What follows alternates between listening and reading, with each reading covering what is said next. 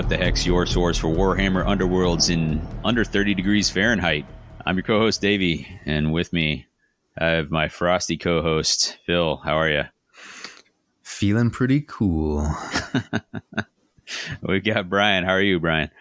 What's up? I'm doing good. And Skyler, how are you? Feeling chill. All right, cool. The main cast would appreciate the attempts at introductory puns here. So, Yep. The Mortal Realms story phase. For context, well, I think you can figure it out from that. We are recording on the 1st of October. The weather's turning just in time for Death. Oh gosh, I always want to say Deathgrave, which is not right. The weather is turning just in time for Deathgorge. It has arrived in our hands. It will be to you shortly. We are super hyped for this. That's our main topic for today, is an introductory on Deathgorge. We'll get to more into that in a minute. On the day of this release, there's also the other starter set, which is very similar to, but not the same as, the one that has Sepulchral Guard and the Farstriders in it.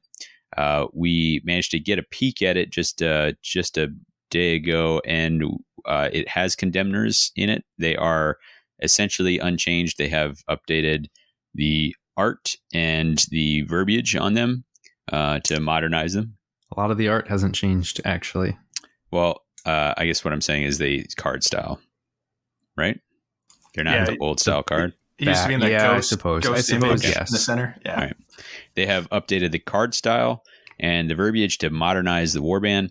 And there is, just like with the Farstriders, there is a playthrough pamphlet. And as far as we understand it, this is the set that will be released in like bookstores. So whereas the Farstrider Sepulchral Guard is going to be found in a GW, the Condemners and Sepulchral Guard will be out at other outlets with an attempt to drag people in to the icy grip of Deathgorge. Deathgorge. Nailed it. Yeah, it looks like that new starter is going to be on sale starting October 7th, whereas Deathgorge, the week to follow, the 14th. Excellent.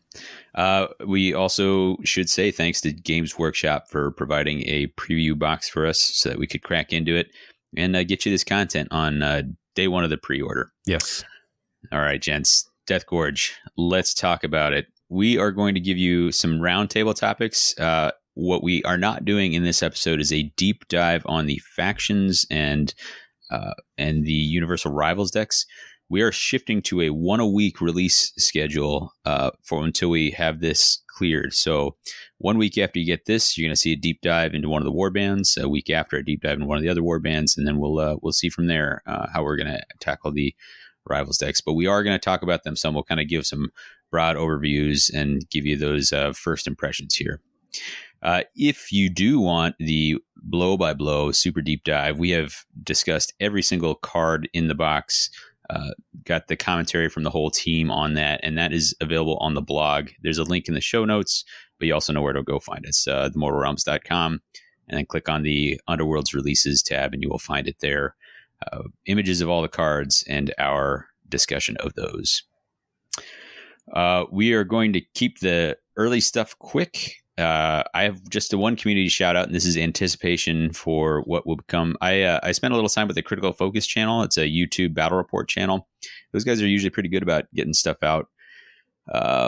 And they have some interesting themed matchups and such. They've been branching out to some tier lists, doing more than just battle reports. But what is fun about the battle reports is that they're edited down. I think the one I watched was 20 minutes. You can't even play a game in that speed.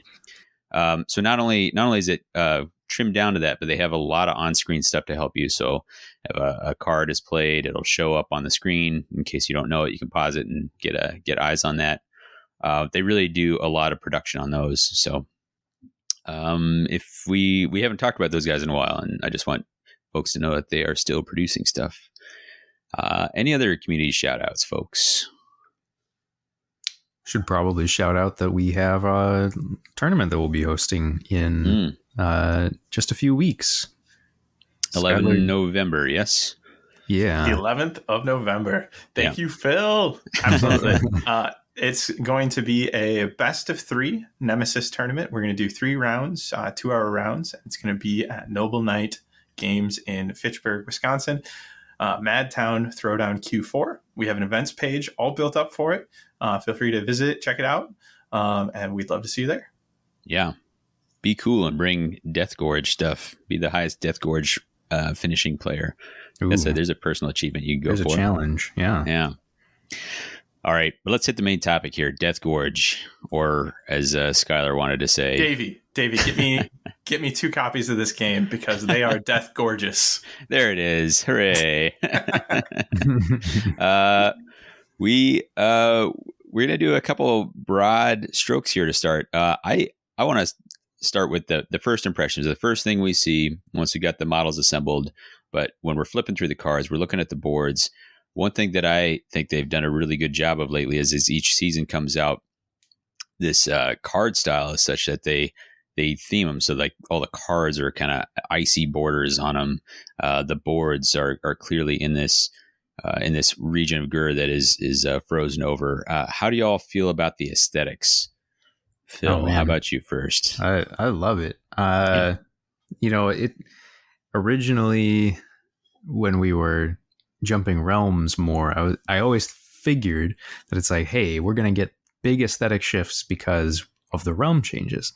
And now that we're following Age of Sigmar more closely and we're hanging out in Gur because that's what they're doing in Age of Sigmar, it's like, well, how do you do Gur different? How is it any different than what we've seen already? And they found a way to make it different. It is this completely different color palette using different styling. Like nothing looks anything like what we've seen before in Gur. And I think that is pretty amazing because we've been in Gur a lot.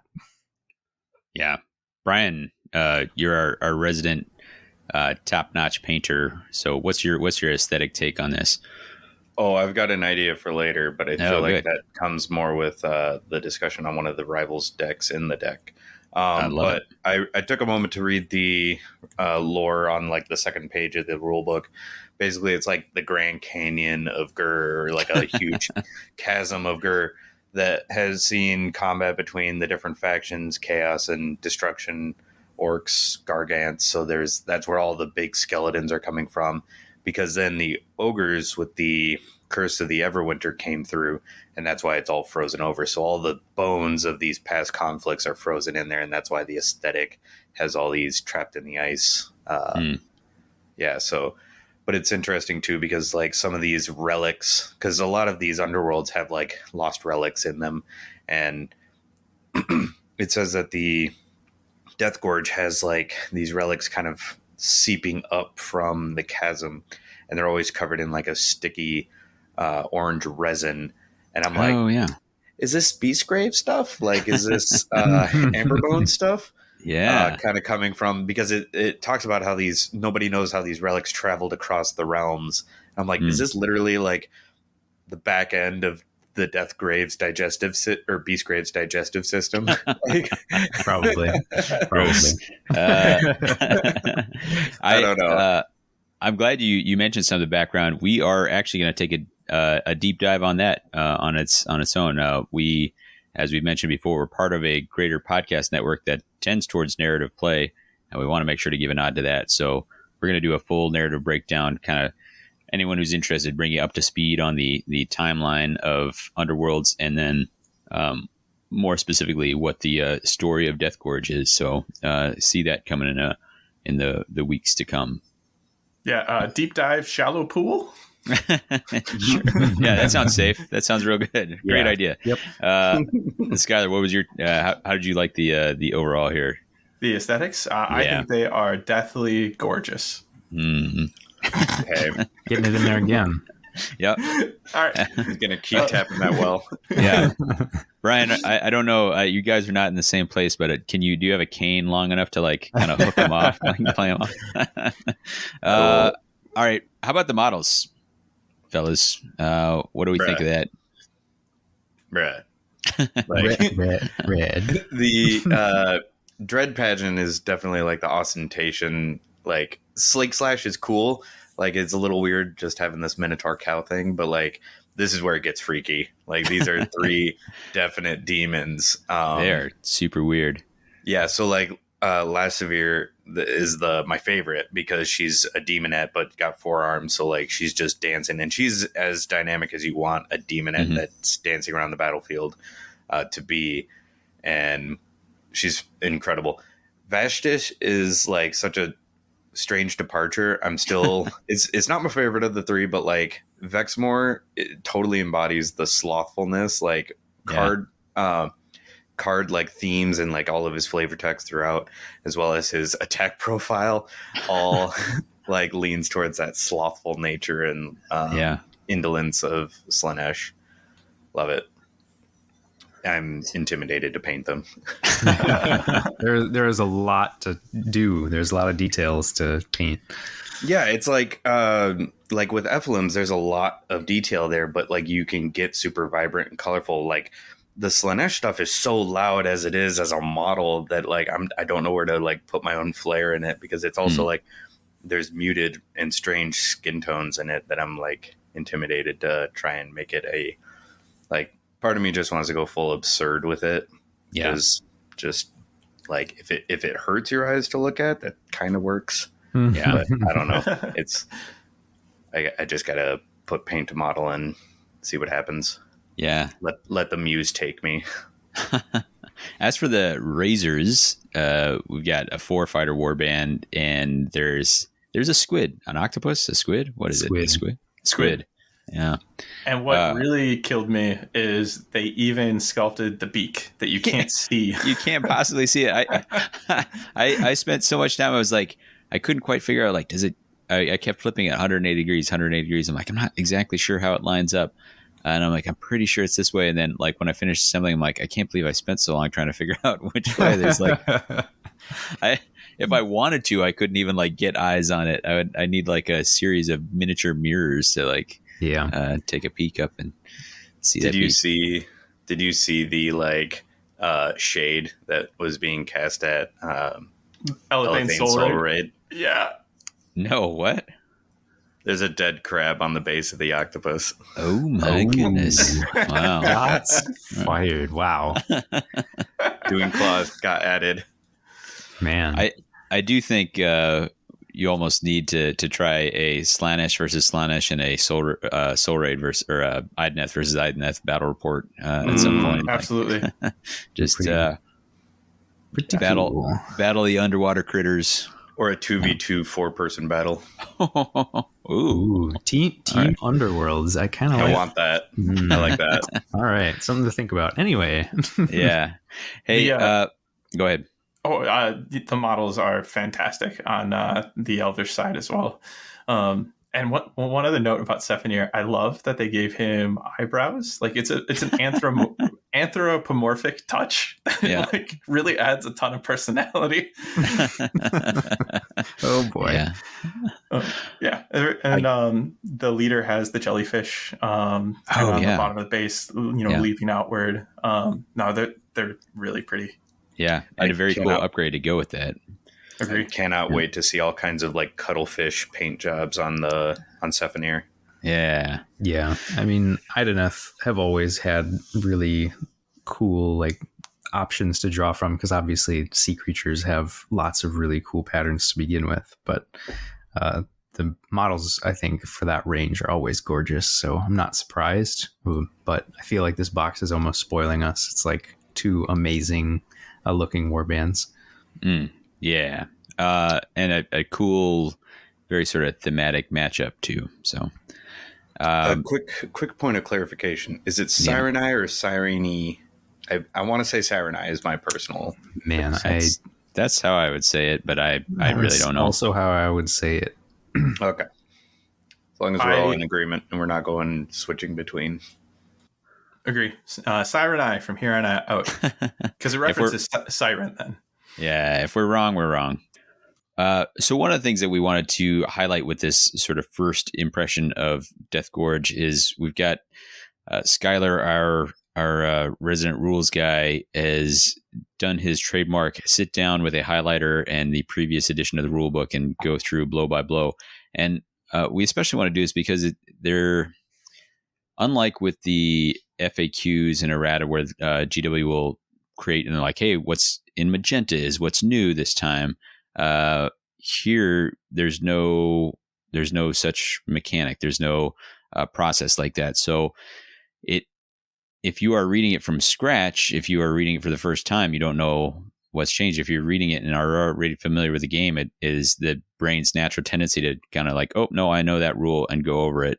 And so what we want to do is take the time to kind of lay out all the different changes that we've seen. And Skyler, you put in a lot of work on it. So why don't you flex those, not spreadsheets, Google Docs, flex your Google Doc. Yeah, sure.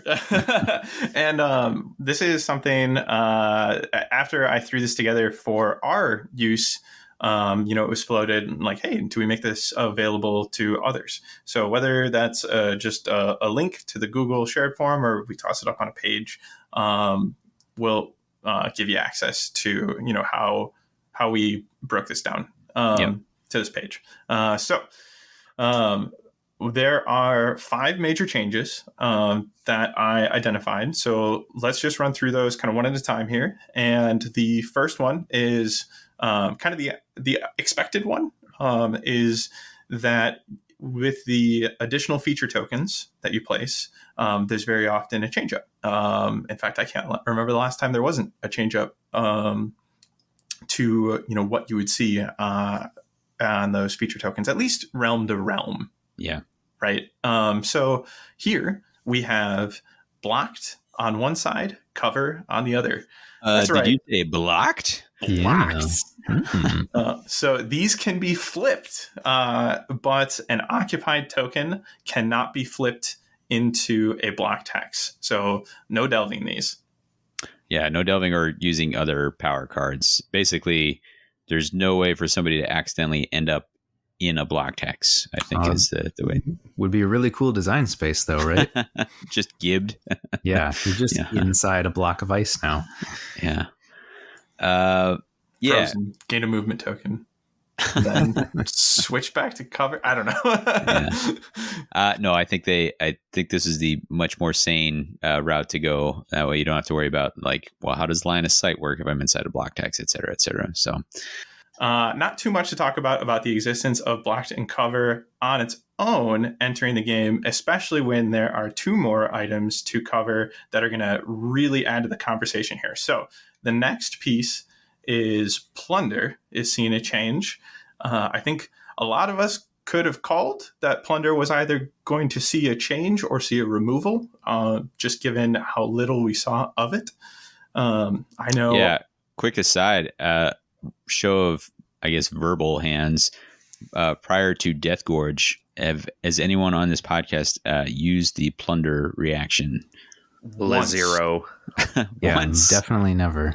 Once, Zero and I here. made sure everyone around me in my radius knew I had just done so. All right, carry on. So the change to plunder, it now reads reaction. Use this during a friendly fighter's attack action that takes the target out of action after the out of action check. So that's the same language as before, but place 1 available feature token in the hex the target was in. And it doesn't say anything about the facing. So that's going to be totally your choice. It's no longer locked to an objective. So you can just turn what was once a fighter into an ice column. And so, available feature tokens still remain any feature tokens that are not on the board. So if there is, some rule that has removed a feature token that is like the objective / cover, then that can be returned to the board as it was before. It's just such a rare scenario. So, Absolutely. Yeah. Okay. So we're cranking up the heat. It's getting spicier. And then there is a introduction of the removal of additional feature tokens in the end phase. Now, not all feature tokens, but specifically, if there are any blocked hex tokens on the battlefield, those will be removed as the last thing of every end phase. So we have blocked coming in on cover, blocked cover tokens. We have the ability to plunder them in, and if you bring in the block text, it will melt out of existence at the end of the round. That is so on paper that seemed really big to me. I was thinking all the way back to, I want to say season 1, the card was Shardfall, where in Shadespire you could actually drop a blocked token on the field. I think it was permanent. Am I remembering that right? Yeah. I think. Let's double check. It's been a while. Right. But it was, that was a card that always felt like my, 11th or 12th game, but I couldn't quite figure out how to, how to really make it work. But now everyone's got access to that.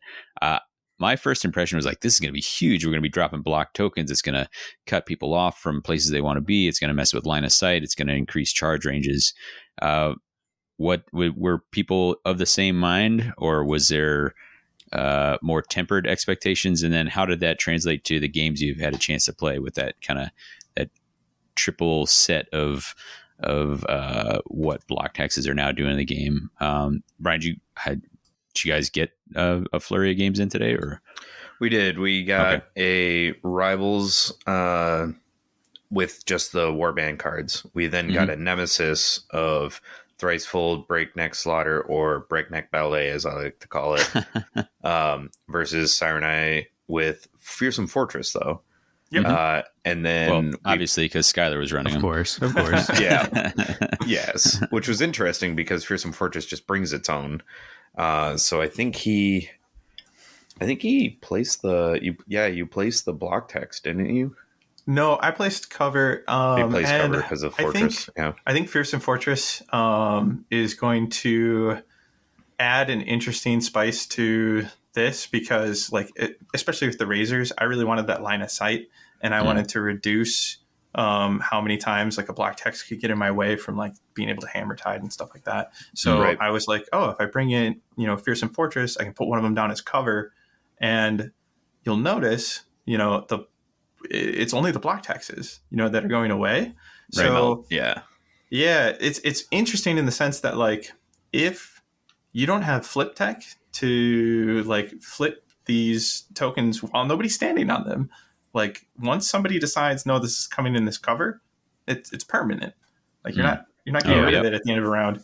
Which is really interesting. And Fearsome Fortress is probably often going to start that way because people are going to want that in Fortress territory. Yeah. Yes, absolutely. Yeah. I have to think that at least part of the reason for that is because they were remembering back to what the game used to be like when you could do max offset with boards that naturally had dangerous barriers or had lots of block hexes. And it just made it so hard for certain warbands to even function that they probably realized that there has to be a way to get rid of these. Because if you were to, be able to narrow the board to a 2 hex opening on a full offset, that could be almost insurmountable for certain warbands. That's fair consideration. Did you guys find that you triggered the new plunder very often in your games? No. No, but we did. It was definitely more in the forefront because you get to choose where, bringing a cover in. So I felt like we did. I feel like we did do a plunder or two today. We played 3 games, 1 Rivals with the Warband decks, the Nemesis game I described, and then we also played a Rivals game of Thricefold Fighters with Breakneck Slaughter versus Siren Eye with Force of Frost. I wanted to try just plugging those in. Yeah. So I feel like we got 2 plunder actions in. Yeah. So it was interesting because with this box, I think this is one of the spots you're going to see plunder have the most value because you have a lot of range too, right? So if you can hide behind one of those, or you can kill somebody in between, that's sitting between you and them, you can stop that range 2 attack. So I think it's going to go a longer way with the warbands in this box, and I like that. I think it's a really nice design consideration for the season's harbingers. Yeah, I think so. The first couple times I played, I was not used to thinking about plunder at all, and we just never triggered it because There were opportunities, just didn't occur. There were so many other new things going on. And we get to the end and be like, oh, plunder, shoot. I couldn't even figure out if it was impactful. Then I had a super aggro range 1-y sort of matchup going on, and they're a little less, like there was enough speed, and you were not blocking. You didn't have fighters who were trying to activate multiple times, so line of sight changes weren't all that big. So what I felt like was going to be this really big thing, and then didn't see it be that. But what I think it's going to be, I think you're going to have a situation where oftentimes not a big deal, and then every once in a while it's going to be just huge. It's going to be like, oh, that was the big brain play that like cracked that round open for one side or the other. I think so too. Yeah. I think it'll be very deck dependent. Like you can use it as a counterplay against Fearsome Fortress. I think there's big opportunities for Daring Delvers to use it to add extra points towards exploration without having to use card tech, which is a big deal. Oh, right. Yeah. Interesting. But that's like the extent of how important it might be. I guess spoilers for future content. Force of Frost cares about having blocked hexes, so they'll probably use it too. But that it has a double-edged sword, right? Because like we said, once it's a cover hex, you can't get it back necessarily, and so if your deck cares about having blocked hexes, you could just get blocked out from having any. No pun intended. So I don't know. It'll be interesting. I think this is going to be one of the bigger changes in the game, and it'll be one of those like skill cap things where it's like really good players will have it in their back pocket thinking about it when they need it, and people who haven't quite gotten to that level yet will probably get caught out by it. Super thematic too, like just like having all these ice columns like coming up. In the moment, I don't know what you're doing to the enemy fighters you're taking out of action. That's, like there's literally a decision point where it's like, do I just let them disappear or like, boom, column of ice? Like maybe you're dropping some ceiling down on them. I don't know. Yeah.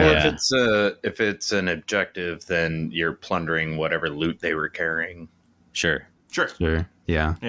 Well, and I guess, if we want to go to the lore, Everwinter is like this giant ice storm that never stops, which is why the ogres have to keep moving. So maybe it's like once they're dead, their bodies aren't moving anymore, so they get covered over in ice.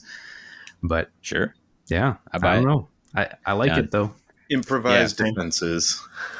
So do you guys want to jump into the next big change?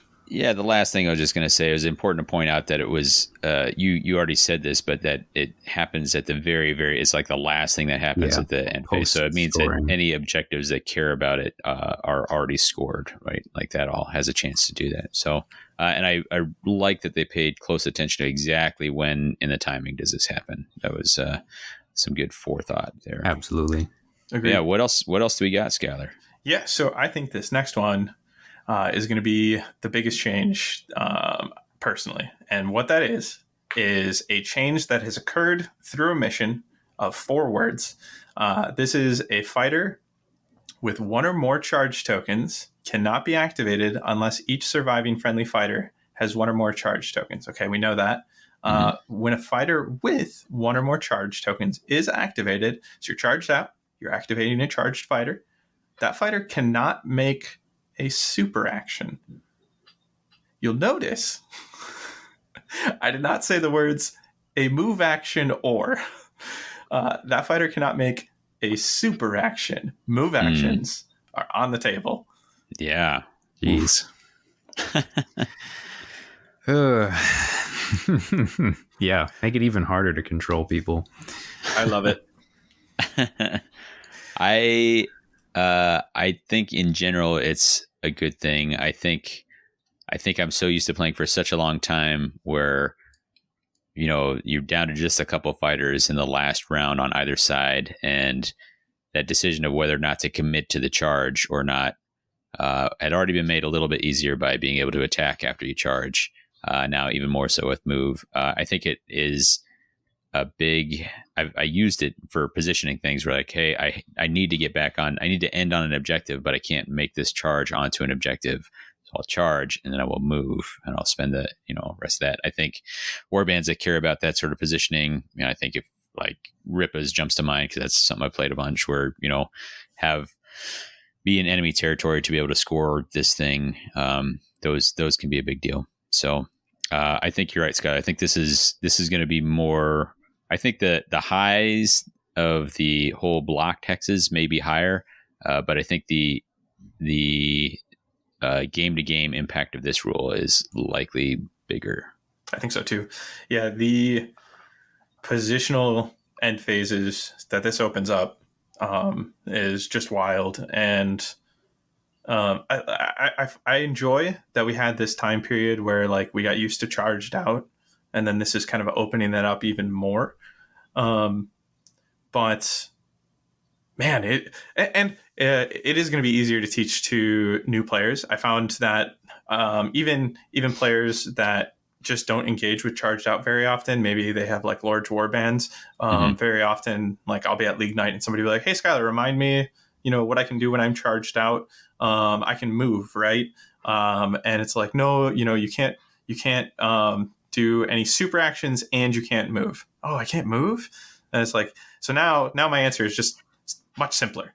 Can't do super actions, right? Yeah. So I think it's more intuitive in the sense that it's like, I understand why I can't charge, but why can't I move? So that's cool, but like, this is really going to open things up.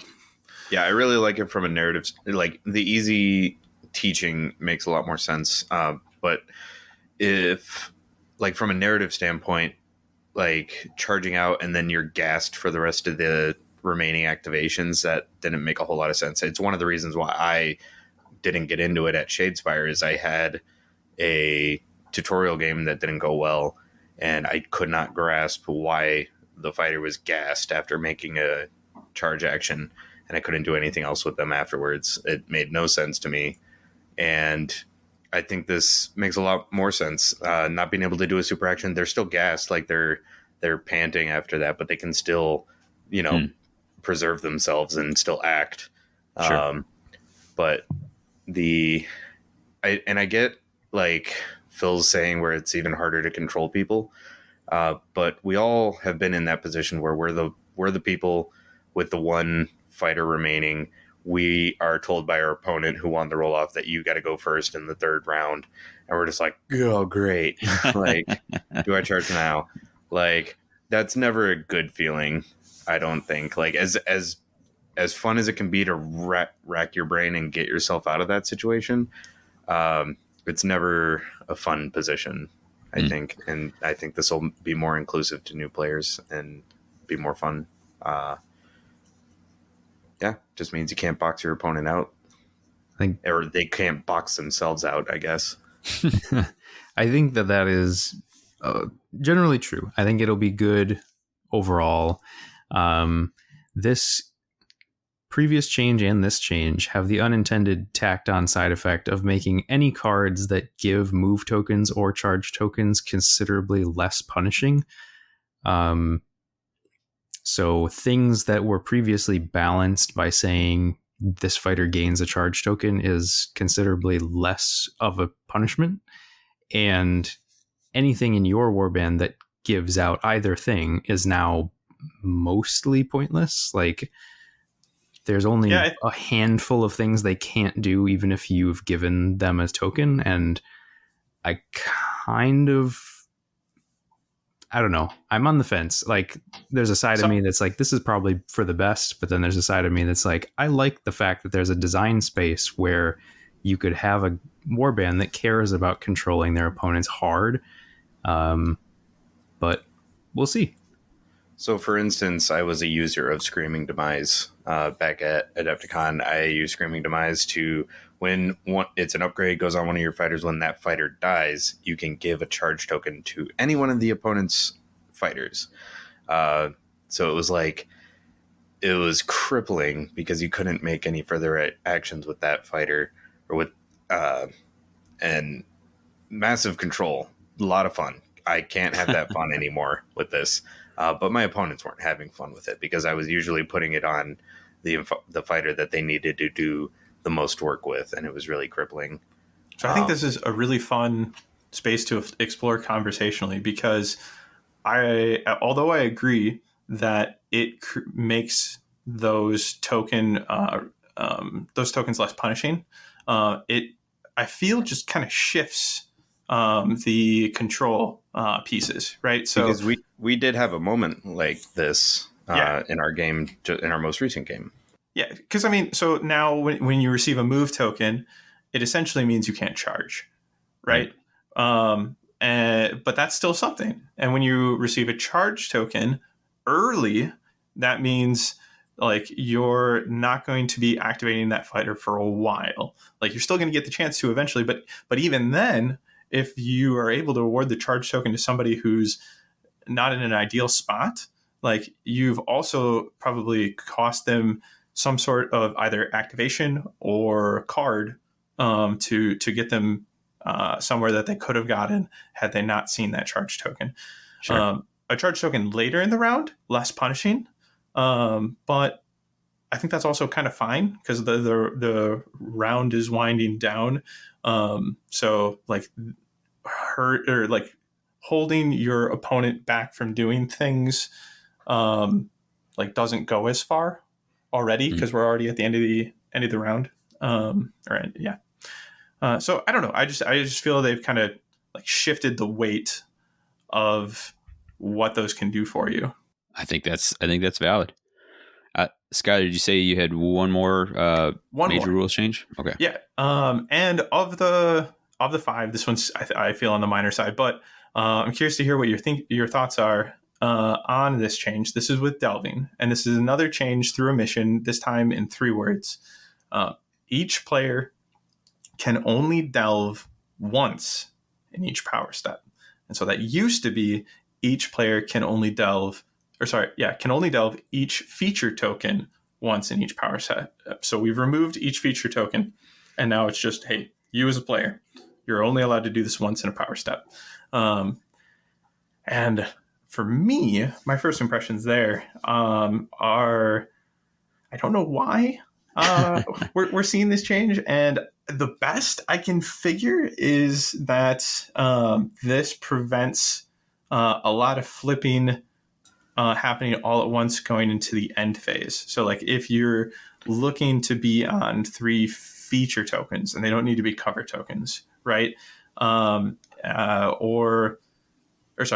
don't need to be objective tokens, or maybe specifically you're looking for cover tokens. And it's like, okay, well, you have to map that out a little more than just be there right before the end phase and do all that flipping at once. It kind of forces people who were interested in that stagger penalty over time versus just doing it all at once at the end phase. I don't know how much of that was happening, but it's like the best I can figure. Yeah. So my thought is that you have to, like, probably the lesser consideration here is that you're telegraphing infestation more.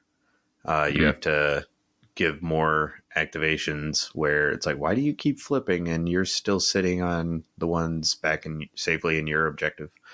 The other thing is maybe if you have like an early round push to get multiple fighters onto multiple feature tokens, you can't just flip those all to cover. You're only getting one guy on cover right away. Yeah, tough. I think I agree. It doesn't seem super impactful. There weren't a lot of warbands left that were doing the double flips. I think Sudden Revelation was in a couple decks, but that card's about to rotate out anyway. So theoretically, we actually don't know. We haven't seen any information about rotation. We don't know, but I mean, we know it's one of 2 things basically, right? I mean, it's either Harrow Deep's going away or Harrow Deep and Nether Maze are going away, and both Hope ways. it's just Harrow Deep. Yeah. I don't know. I mean, maybe they just really want to hate on Shadeborn here. They're just like, no cover for you. It's a baffling rules change. Like Delve it was already punishing because you're giving yourself a stagger, and then you can't do it again if you're staggered. So I don't know. Would this mean that, like, if Sudden Revelation wasn't rotating out, would this mean that Sudden Revelation couldn't be done without a card? to flip a feature token. I believe that's correct. Correct. Yeesh. Yep. Yeah, I mean, it almost seems like they effectively are just trying to kill delving.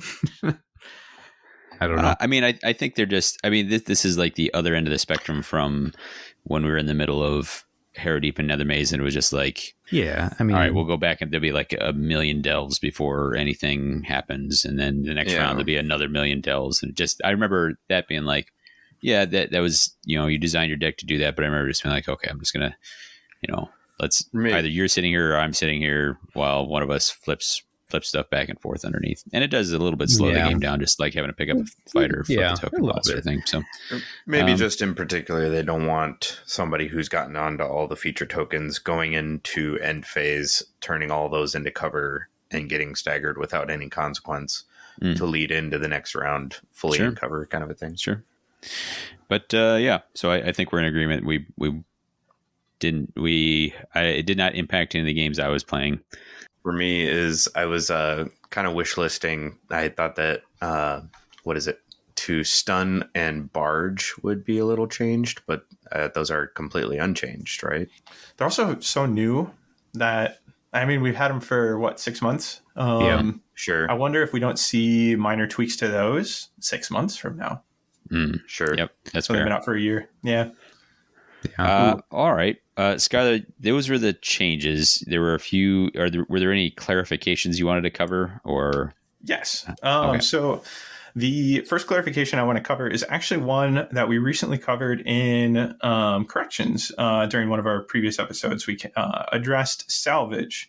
And this sparked conversation in the Vassal Discord. This sparked conversation in our Discord. And specifically, want to shout out Val from Straight Outta Shadespire. And Val went to our Discord and was like, hey, let's talk about salvage. I'm not 100% sure it works the way that you guys described.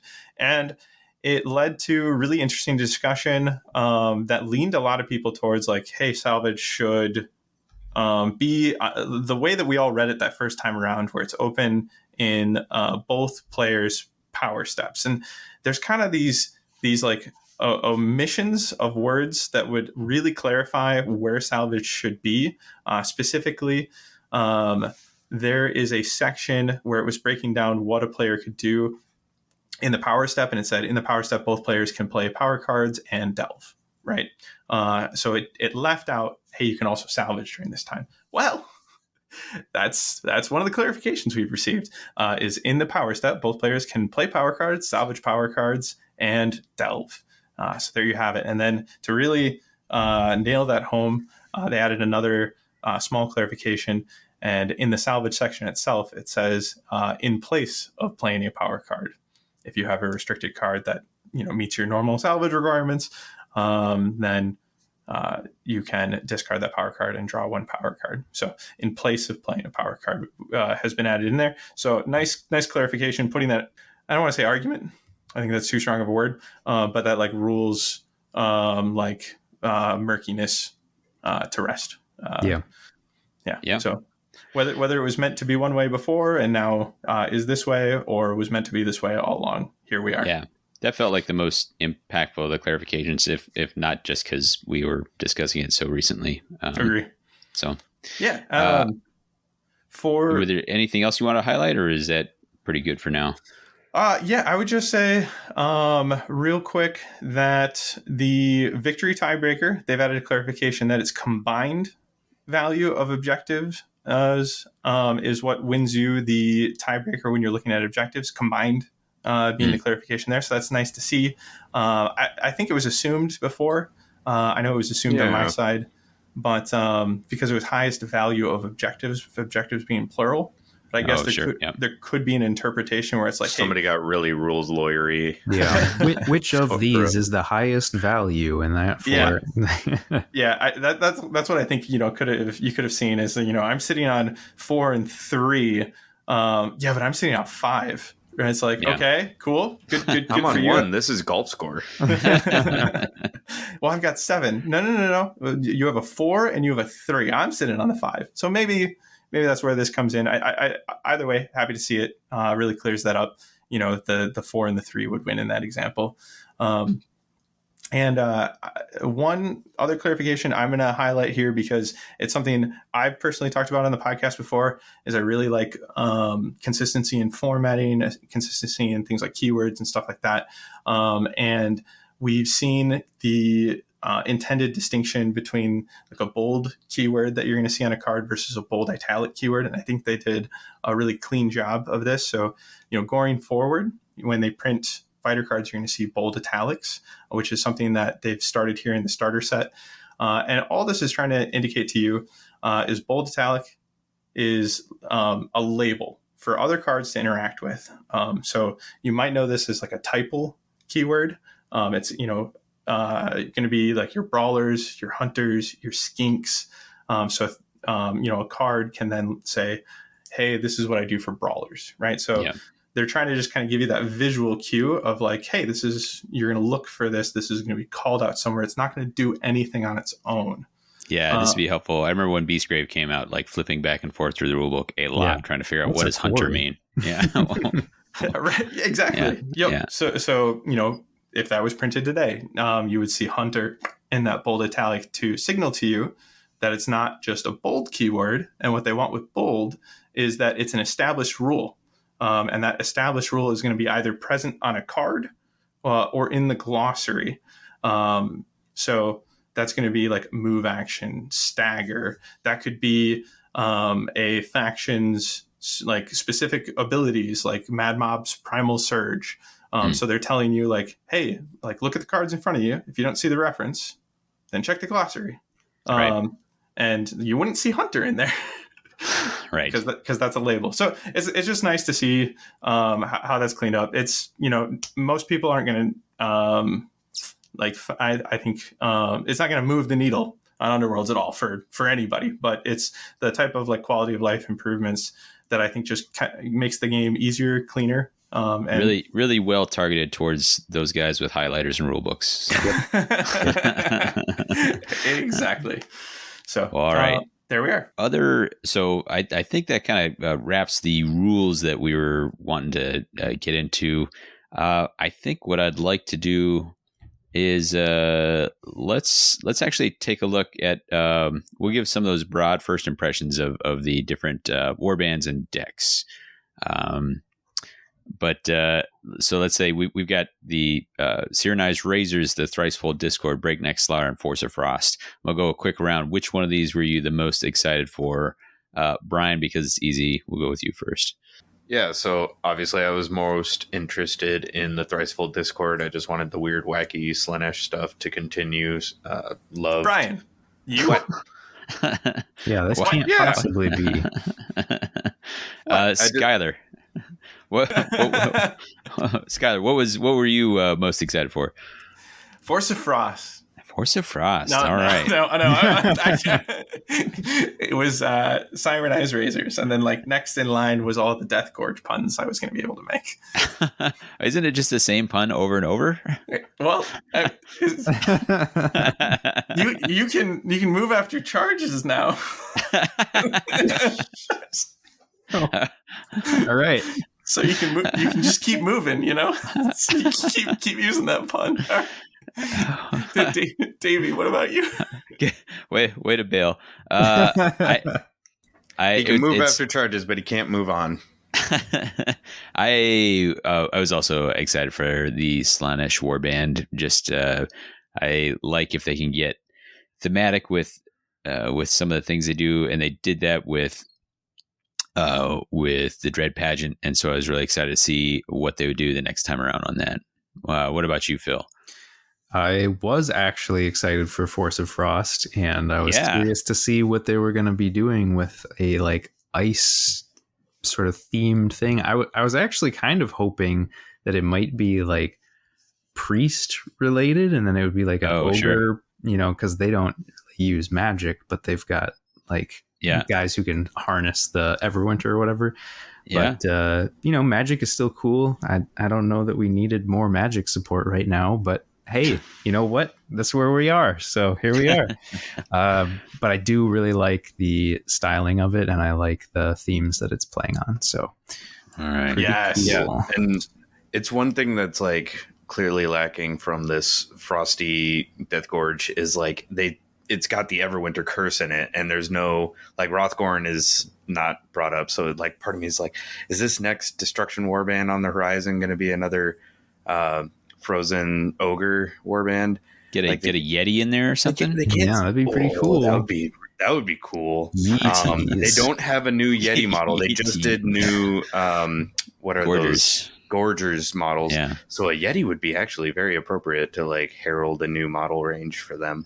Yeah. But I can't imagine getting another Ogre Warband after we just got it's been a year, right?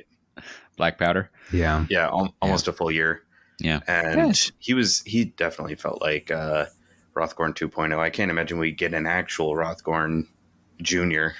But maybe with a Yeti would be we really shall cool. see. Phil, the priest comment, by the way, I just rotated out my Harrow Deep stuff just in excitement and anticipation, right?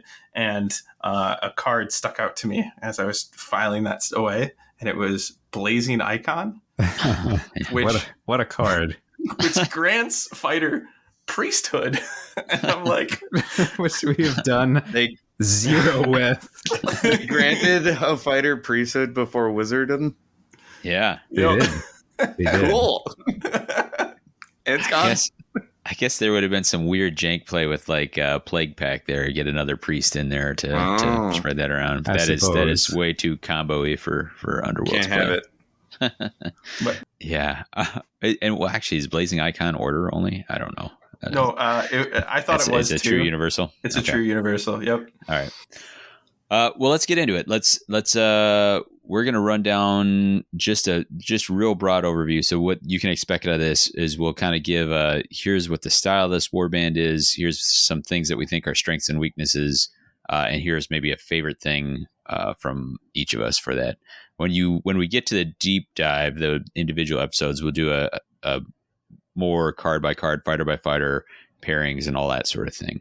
But I think Thricefold had the most votes, so let's do that. Brian, if you were to try to describe Thricefold for somebody who is just about to pick this up, how would you describe them? Overall style, strengths, weaknesses, that sort of thing.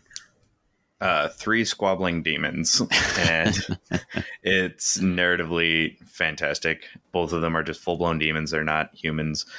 Surprisingly, they don't have like a keyword to indicate that or any...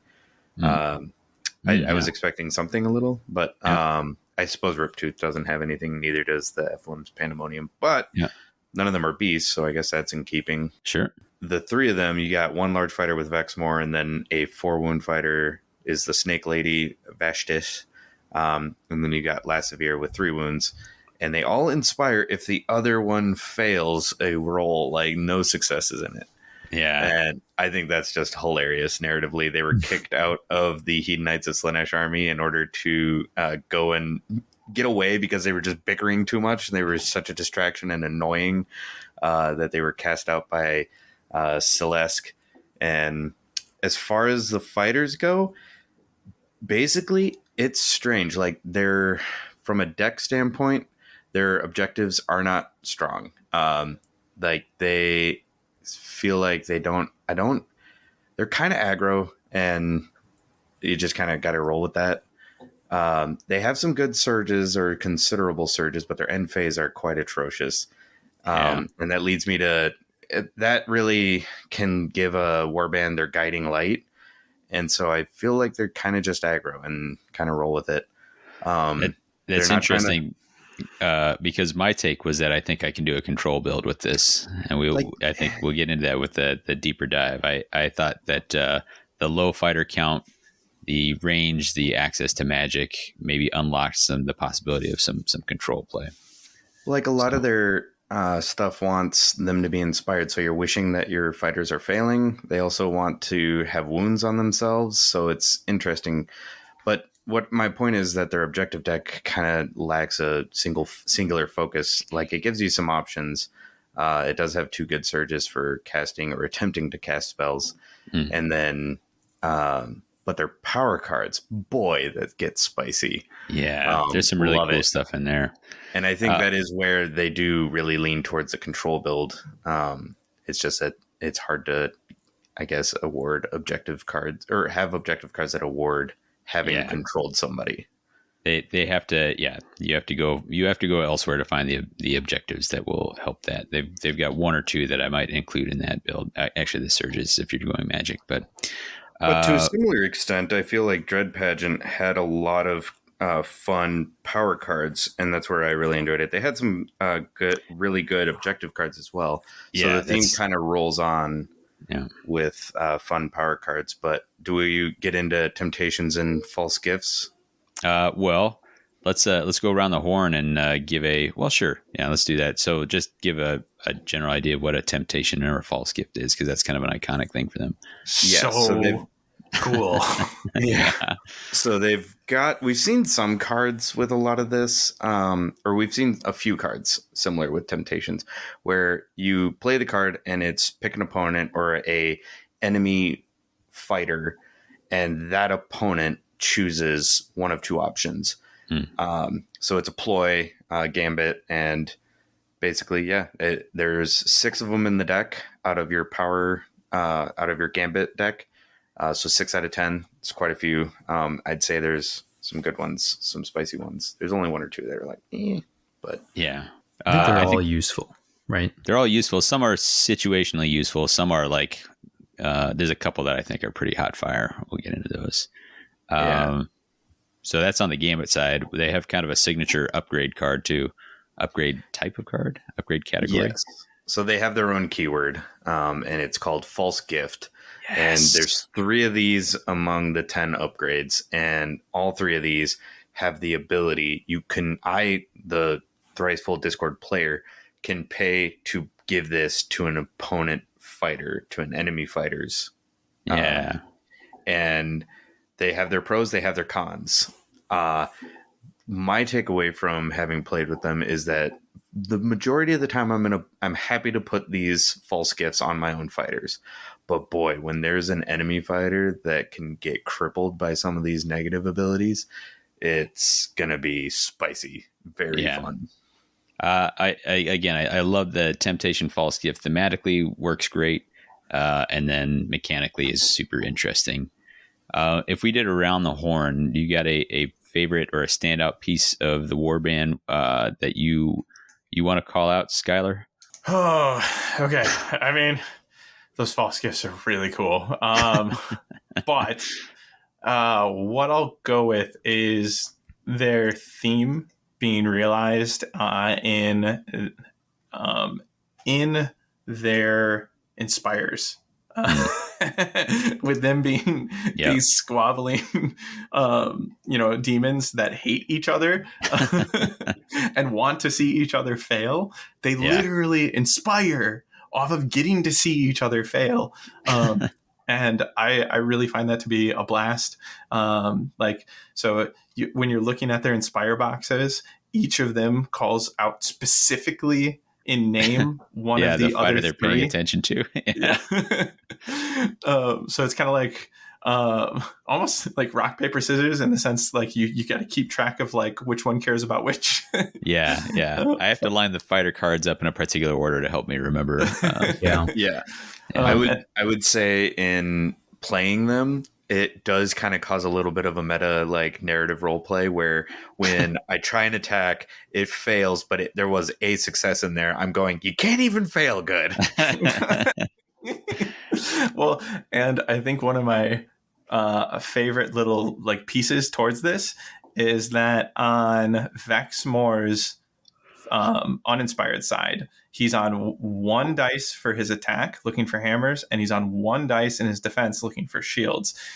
So it's like, and he inspires into 2 for both of these. So it's like on his uninspired side, he's feeling kind of slothy. But like that attack, it's like, if I hit and I'm dealing 3 damage. But if I don't, that one over there is going to get a kick out of it and is going to inspire. So like, and that being a 50-50, it ends up feeling a little bit like Miari from Miari's Sure. Purifiers, because Yep. he's looking at range 2, 1 hammer, 2 damage attack, so super similar, and Yeah. for the same reason. But he wants that 50-50 to be successful. He just wants to see that success on his side, whereas over here we have somebody, one of the 2 demons, I'd have to look up which one, cheering for Vexmore to just fail that 50-50. Love it. It is funny because you have it encourages a little bit of YOLO play where you're just like, I'll try this. If it works, it works. If it doesn't, well, I get something out of it too. Except in the circumstances where Brian described, where you fail badly, you fail the wrong way. Can't even fail well. Well, and I like that they back the inspires up with, so if this fighter just dies, Sure. the one that they're looking at, that will also inspire you. It gives it almost a little bit of the Zendire's Truth Seekers feel, where it's like when, like, as a new player, it's like, I just lost a fighter, sort of a deal. It's like, oh, well, this one over here inspires at the very least, if they had not yet. There's a little bit of inspiration insurance just in the fact that if anybody ever topples, if the one that they're the one that's watching them closely is still in play, they'll at least get their inspired side. So. Murphy's Law dictates that once one of them is dead, then the one that needs to fail things to inspire that dead fighter will just start failing stuff nonstop. Yep. I was like, oh, I inspire someone. Nope, that's the dead guy. Okay, never mind. All the disappointment. Yeah. Phil, do you have a favorite thing to highlight with these guys? I think just generally, I like how they embody a lot of the aspects of Slaanesh and play very thematically, but not to the detriment of the warband, which I feel like with trying to have thematic elements in warbands, sometimes they've sort of stumbled as a design team where it's like, oh, this is really like in the story, it fits. And it's like, it's bad. Like, it's actively bad. I'm not going to do that because I'm going to lose games if I do. Nothing that they're doing here that's in theme is bad. Like, all of it is still at least playable. Some of it's better than others, but like, I appreciate that they can be both thematic and good. And I hope that is a portent that going forward, we'll see that as well. And I think maybe it should be, because like the Plague Pack, I think, are kind of the same way. It's like, they're doing all this thematic stuff and they can still play well, even doing their thematic stuff. Sure. What about you, Brian? Yeah, I'm enjoying them. Each time, like, initially the temptations are like, well, your opponent's just going to pick the lesser of 2 evils. But as I kept playing them more and more, I'm like, how can I make this as bad of a decision for them as possible? And I really enjoyed that. There's one in there, the one with the ping option. There is a really cruel way to set it up. And I look forward to springing that on somebody one way. Yeah.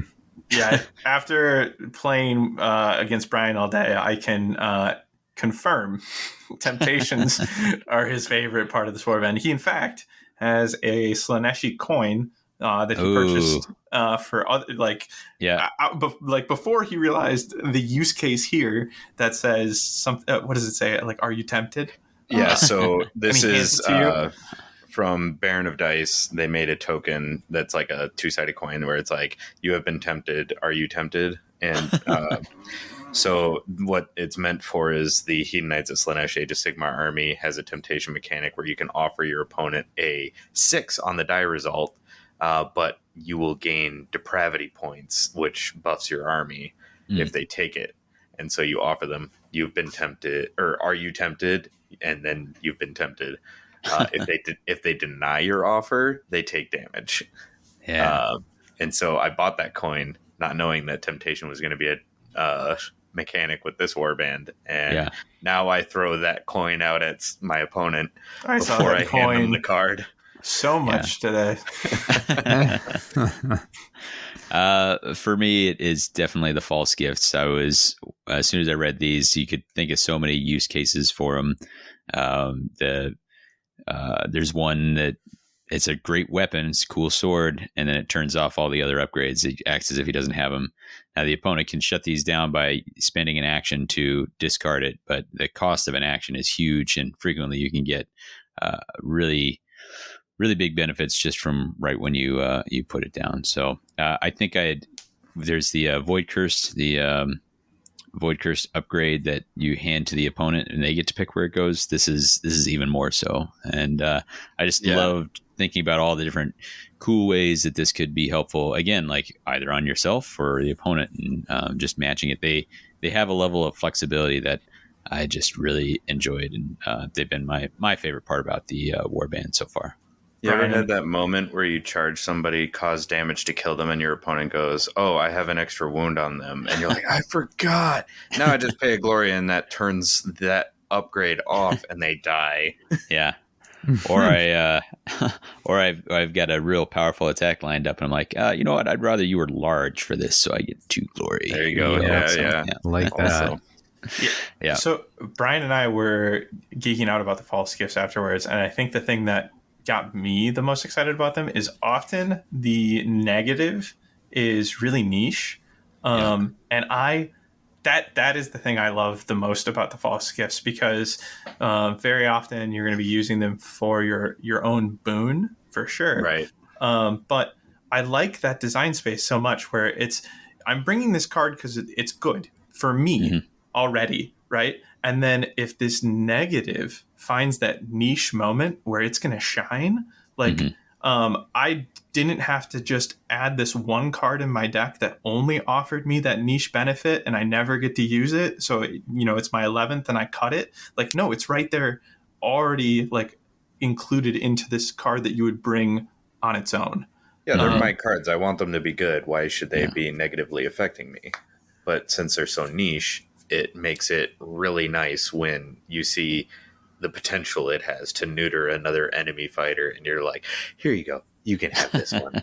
I just feel in this game, like the niche tools that we see are often left at home, and when they're combined with something that presents you a reason to take it, you're already taking it. And so like it's delightful when like you get to actually play the niche piece.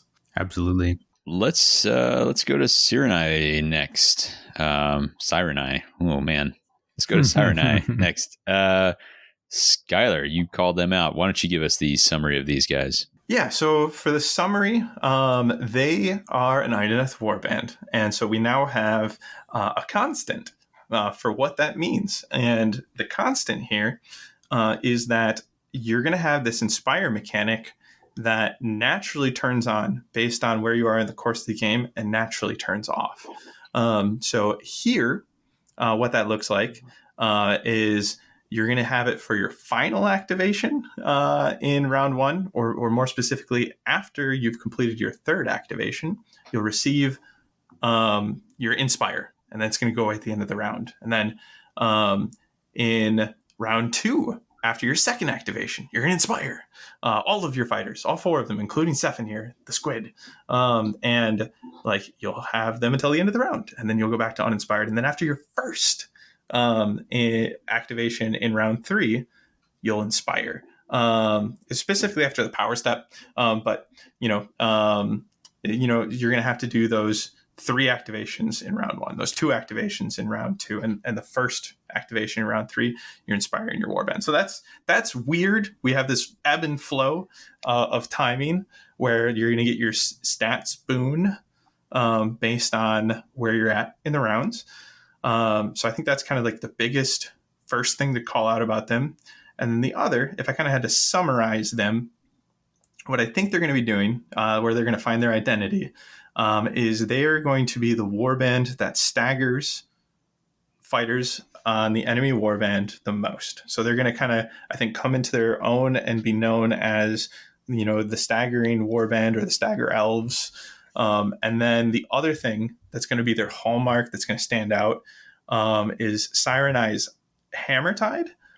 This is like a laser beam where like as long as I have line of sight, there's no block text between me and one of your fighters in a straight line, I can deal 1 damage to them as an action and stagger them.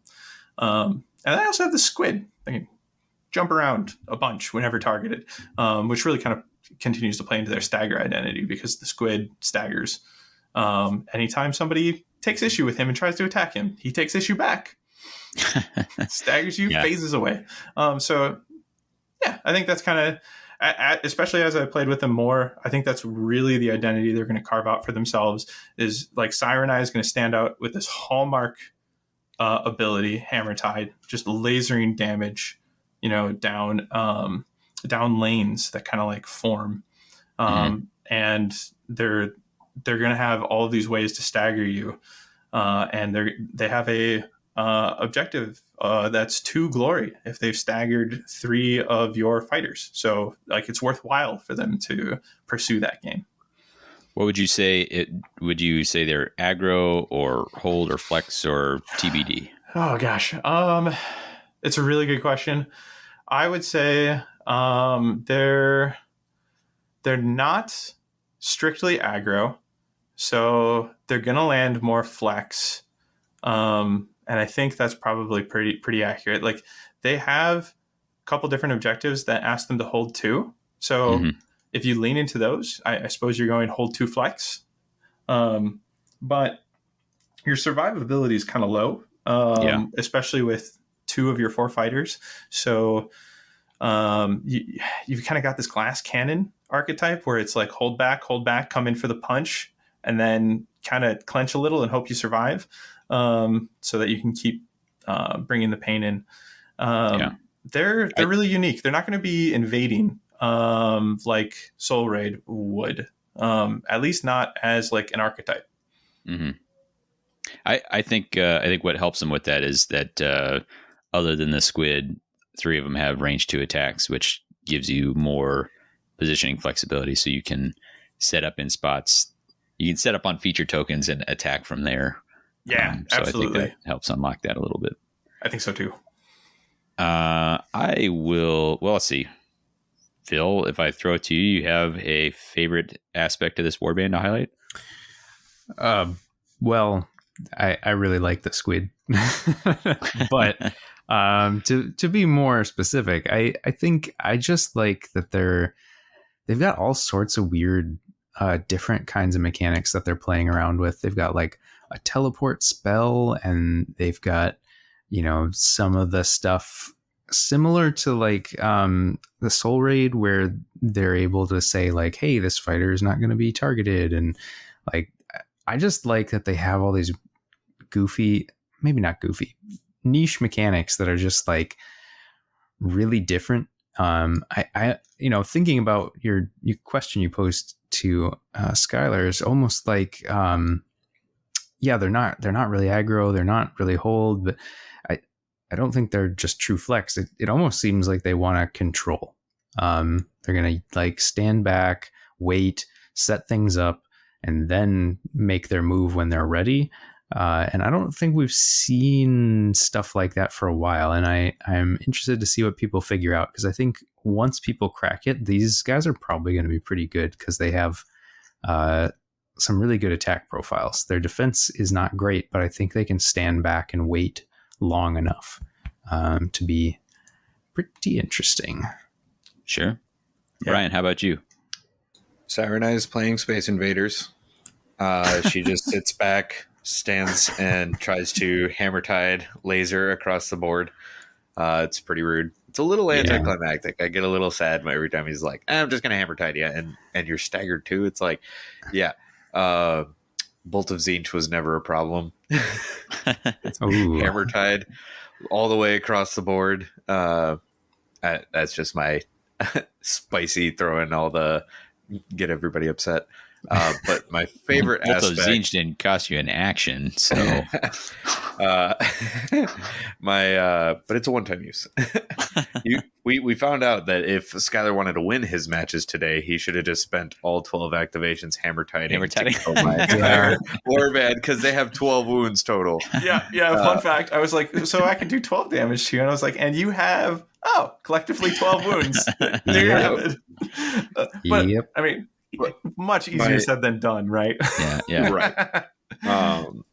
But yeah, it was definitely like a little piece, coup de grace, finish them off type move. I had a brutal where Vexmore's got the damage reduction ability, and he turned a 2 damage attack into a non-lethal 1 damage. It's like, I lived, And the next round was hammer tied to death. Like, damn. Shoot. Okay, never mind. But my most favorite and least favorite aspect of the warband is Sephanir. He is, first off, Davey, your gifted dice. Damn them. He made 5 crit defenses and he just inked me and ran away. It was like so rude. Single die defense too each time. It was so rude. Like, I couldn't crit defend anywhere else, but Sephanir would only on the 1 dice. He never crit defensed when he had 2 dice. It was ridiculous. But Sephanir being able to squid ink away is fascinating. And it's crazy. He moves 5. It's crazy. Yeah. There's he's a lot lot, of fun. a lot there. That teleport thing that he does is, man, there's a lot to unpack.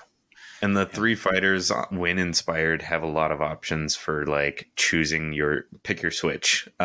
What tool do you need to take the enemy out right now? Skyler, did you have a favorite aspect of the warband? Yeah, and it's Sephanir. But spicy take. He's better than Doonclaw in every way. But what I'll highlight about Sephanir here is that he is not a beast. Yeah, I love that. And I've been loving that. That means he can be my weapon caddy. Such a great image. Boy, was he. Wow. That means he can hold objectives. He can even fly, which is just like some added just chef's kiss, where I've got 5 movement. I'm a weapon caddy. I can hold objectives. And if you try to mess with me, I'll ink you and jump away. I love the weapon caddy thing so much that I would just include bad weapons to put on, like the cursed musket or something, and just be like, I have an octopus or I have a squid with a gun. Your argument is invalid. Yeah, exactly. Just load him up with all the ranged weapons. Yeah, actually, Starmaw with the stagger is not a terrible. No, not at all. And range 4 too. Like, yeah, playing or pew pew. They also, like, I don't know, there's some really spicy ranged stuff, even with, if you want to get into breakneck slaughter, the darts. Yeah. Or Force of Frost, because I plugged that into them, right? And I lost enough fighters where I was like, all right, Sephanir, you're my only hope. So I guess that means you're a wizard now. Man, jeez. You have a spell blade and some daggers that you can toss at range 3 as well. Go nuts. That's amazing. It was. Wow. Love it. For me, I think my favorite aspect is how it can set up these overlapping fields of fire sort of thing. These range 2 fighters, Sephanir's range 1, but has decent threat range and can have this teleport effect. And then you're always trying to figure out, okay, like where's that hammer tide? What are the things that are hammer tide makes dangerous? And it was a really interesting puzzle to be going against and being like, there's a lot of places I don't want to land on as I'm moving in against this warband. And I thought that created for a fun puzzle, which is why you play the game. So. Absolutely. Yeah, those lanes of fire were really interesting. Yeah, and what an interesting game during setup too. Yeah, I find the Siren Eye players probably often going to want to hold Siren Eye to place last, not just because she's your leader, but because like you want to see what lanes you can land in, which affected where I placed my other fighters. I'd be like, if I place a fighter here right now, I block my chances at a lane if they place there. So it really opens up the opening placements too, where you're kind of outplaying yourself, trying to think of what lanes you can create. Pro tip: if you're placing boards against Siren Eye, don't longboard. Right. Cool. Yeah, I mean, wow. Probably not a smart thing to do. I have some feelings on that. I think spoilers on the deep dive we'll be doing on Siren Eye, but I think Fearsome Fortress is a really interesting pairing for them, because somebody will hear, Fearsome Fortress, and they'll be like, I can longboard them to prevent a lot of that. And it's like, good. You've created the lanes I want. But all right. Hey, Phil, when we were talking about that, you mentioned Force of Frost. Let's jump into that. Tell me about Force of Frost. Plot card, no plot card style. What is Force of Frost bringing? Yeah, so it is no plot card, which is a pretty big deal. So Yep. This is a ice magic focused deck. It is caring about placing blocked hexes using a number of different things. Magic is one of them. And then having opponents next to said blocked hexes. But it also is just benefiting from casting spells and adding a different type of counter. There's a frost or ice counter. Frost counter? I don't remember exactly ice what counter. the ice counters, which will not do anything by themselves, but will key off a number of other cards in the deck, which gives you sort of a mini game. It's kind of like Hunger, where like by itself it's not doing anything, but there's cards that play into it, and so you can kind of work towards this alternate game style of like building it up, and then you can score off of it and do other stuff. The vibe that I got from the deck is that it's going to be very standoffish and controlling, and I think that's really cool. I worry though that people will hate on this deck a lot because people don't like passive play in this game, and I think there's going to be a lot of it, especially from warbands like Curse Breakers. Yeah. I think they did a good job of noticing some of the spots where it might be abusive. There's an upgrade that gives you reroll to casting and then a spell action where you can give yourself an ice counter, but you can only use that if you don't already have an ice counter. So it prevents you from just sitting in the back and just being like, I'm going to stay, just spam eight hexes away and just pile ice on top of myself. So they clearly made some choices in it to mitigate what could be some of the worst excesses of it. Absolutely. But yeah, real interesting that Force of Frost and Seismic Shock neither of them are plot locked, and those are big sources of certainly magic support. Do you have a favorite aspect of it, Phil? I have a lot, but I think the one that I will key off of here, because we'll be doing more coverage of everything, is specifically they finally did it, Davey. They finally did it. The Mad Lads, they were listening, maybe, or they just came up with the same idea on their own. Having an upgrade that can turn a fighter into a wizard. Man, we've been wanting this for so long. You can have backup wizard in your warband now, no matter what your warband is. Like Sephinir. You can have a squid wizard. Sephinir even has his own like wizard hat. Yeah, little wizard's wizard. And Phil, is that wizard level 1, 2? It's wizard level 2, which is pretty crazy. It's also on a not half bad weapon upgrade, so you can also range 2 smash 2 damage. That's fine, right there. So they gave you a wizard stick that makes you a wizard, but it's just a stick. Yeah, but Korn cannot join the party as usual. Yeah. Get out of here, Korn. I guess something I hadn't even considered. They probably did this on a weapon upgrade on purpose so that you can't make beasts wizards. Has some interesting implications for certain warbands, but we'll talk about that more in the future. I'd like to talk to whoever the monkey in Black Powder could be a wizard. Indeed. Oh man, I would like to talk to whoever in the art department was hurt by Skace Wild Hunt at some point in time and decided to throw shade at Carthane here. But Carthane's already a wizard. He doesn't need the staff. But it lets him be a level 2 wizard. I guess. He inspires into that. But all right, I felt like, you know what, Carthane's already a wizard. Why are we bringing him down here? Yeah, maybe he's handing that to somebody. Maybe he's like, you can be a wizard too. You know what? That's what I'm going to believe from now on. Sure. Whatever you got to tell yourself. But I will. I mean, I don't know. There's so many cool things about this deck. but I will stick to just the one because I don't know when the first time we thought it would be a cool thing to add, but it's been a long time. And it's, there's control aspects throughout the deck, not exclusively, but there's elements in the objectives, in the gambits, and in the upgrades. So it's clearly what they had some thoughts about it. But Skyler, the Justice for Carthane issue aside, what's your favorite part of this deck? Mine is actually going to be the art here. I think the art is phenomenal. This is the art has been something that we keep talking about, and I'm so happy to be there. The art team has just been absolutely killing it. I don't want to like set a point in time where like, oh, like here's the demarcation where they started absolutely killing it, but like keep it up. I love it. And a couple cards like to kind of just call out from an art standpoint here.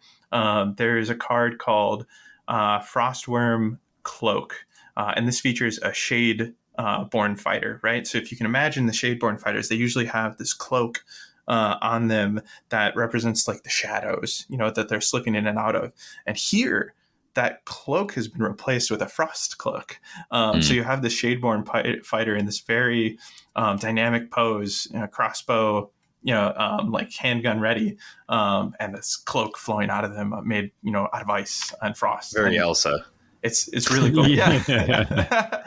But do yourself a favor. We shameless plug here. We have a blog entry for each of these that we're covering, the 2 warbands and the 2 decks, and we run down every card.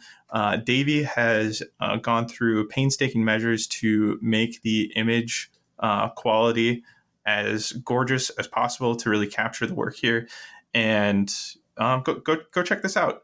We have a Crimson Court member with an ice burn blade. We have Ephelum in armors made of ice. Like it's good. I like it a lot. Yeah, it is. Brian, what about you? Got something you want to highlight on this particular deck?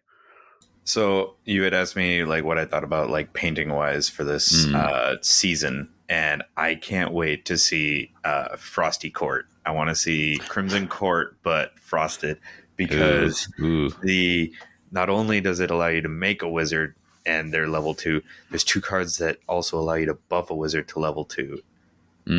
Yeah. And so you could literally you could turn Elias or what's her name, Velis, into a level 2 wizard and put those other upgrades separately on Duval and what's a big dude, bald dude with the mace. Gorath the Enforcer. Yeah, Gorath. You could have 3 level 2 wizards in a Death Warband with Crimson Court. Wow, spicy. I want to see it. Yeah. Interesting. It is a deck. So like I said, I paired this up with the Thricefold to try to make a magic control build, and it wasn't terrible. I need to continue to make some tweaks, but I'm excited for that, and I'm excited to expand that out to a full championship build. There's so many individual cards that I feel like I want to shout out here. Tip of the hat, there's a Cataphrane Tome has been uncovered. I guess it got dropped in the ice, but and there's essentially a reprint of Alone in the Dark. Is that what it was called? Oh, yeah. Where 2 Gloria for nobody standing next to anybody. But for me, the one is going to have to be Time Freeze, and this is a gambit that has you skip a turn, give out ice tokens, a couple guard tokens, and then you have to skip your next turn, and then you will take 2 activations in the turn after that. I can't tell if it's good, but it's so weird. It feels like the card. It feels like No Time to me. The card that I always think about including because it will make me feel really smart when it goes off well. No Time was nobody plays ploys anymore, right? Yes. Yeah. Yeah. He just kind of ended the power step. Yeah. Yeah. I think Skyler played Time Freeze once. He didn't crack the code. Thank you for that, Brian. All right, while we're calling each other out, Davey, did you like that Alone in the Dark reprint, Cold of the Void? How do you feel about that? That was rude, and you know it. I liked it a lot. Yeah, I liked it too when I scored it on Brian after he told me it was total trash. All right. We had a big discussion, and he agreed with me, and then he's just like, I scored this, and I was like, you. So I will say that card was a menace back in Shadespire, and I have a hard time believing it won't be now. So watch out, because it might just mean that there's just a check on every single turn that you're like, wait a minute, I can't not be adjacent to another fighter. Yeah, I think That's a big very fair. one notable hampering of this is that distraction is no longer in the game. That was always a little extra. Okay, so Cold of the Void should go straight into decks for what are the Banshees? Mournflight. With their 2 in-house distractions. Oh man! Hey, why'd you have to? Hey, Davey, maybe cut that. Just don't let those Banshees players know. Ooh, Icy Banshees though, that feels nice and thematic too. So no, I think as you mentioned, there's with this not being plot locked, there's like a handful of just like, oh, this card could go in this type of strategy, and this card could go in this type. Like, there's a lot of stuff that just this feels like it's seeding a lot of universals.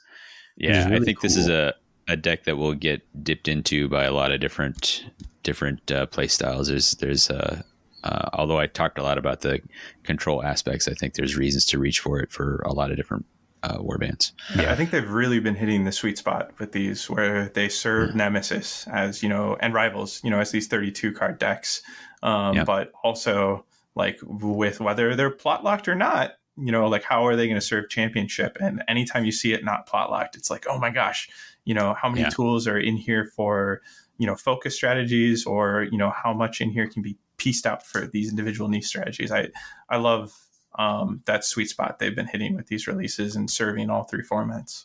Yeah. Well, that just leaves us with Breakneck Slaughter.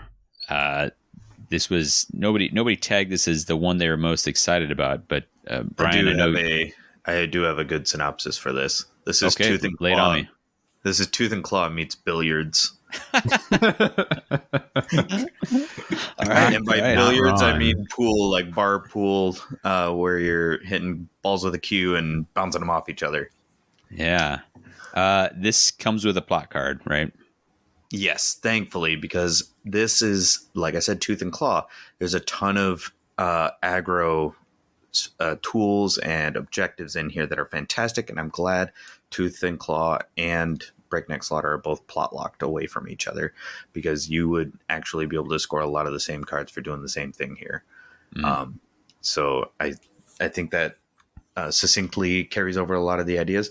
But one of the things I think style-wise, so the plot here is that it's let me just grab it. I've got it here. I can hit it. It has a rule called Impetus. There's different cards in this deck that will give momentum counters. Basically, after everything is done with an activation, after all reactions are done with an activation, you look at the board and see who's got a momentum counter, and then they are going to get pushed in a particular direction based on how many momentum counters they have. If they can't be pushed, then they become staggered instead.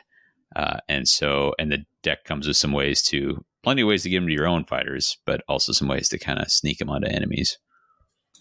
Yeah, and what's interesting is they talk a lot about using the scatter token in order to show which way the fighter is being pushed. So they'll be pushed X, where X equals the amount of momentum counters that they have. But you're not rolling the scattered die. You're not rolling a die to determine on the scatter die or scatter token where they're going.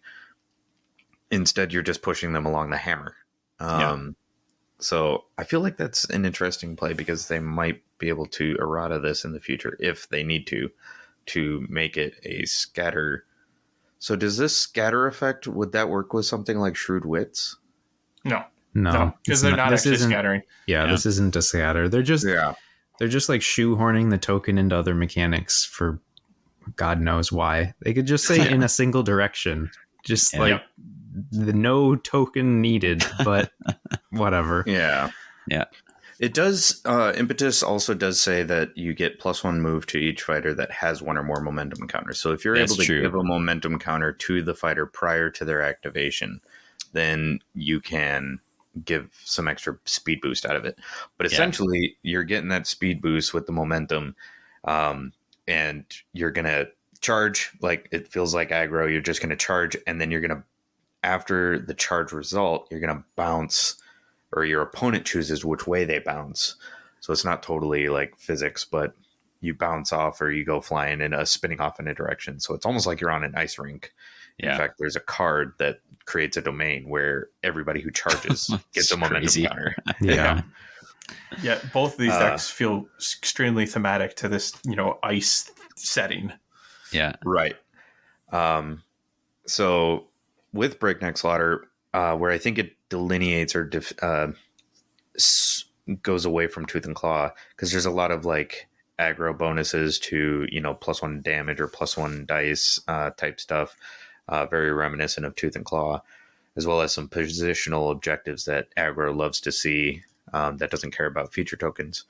It does also come with some defensive upgrades. There's actually a really good reaction in here to go on guard. There's 2 cards like Tumbler and Moving Mark that actually changes the defensive characteristic on your fighter. So one of them makes them 2 dodge and the other one makes them 2 shield. It's incredible, and a lot of fun.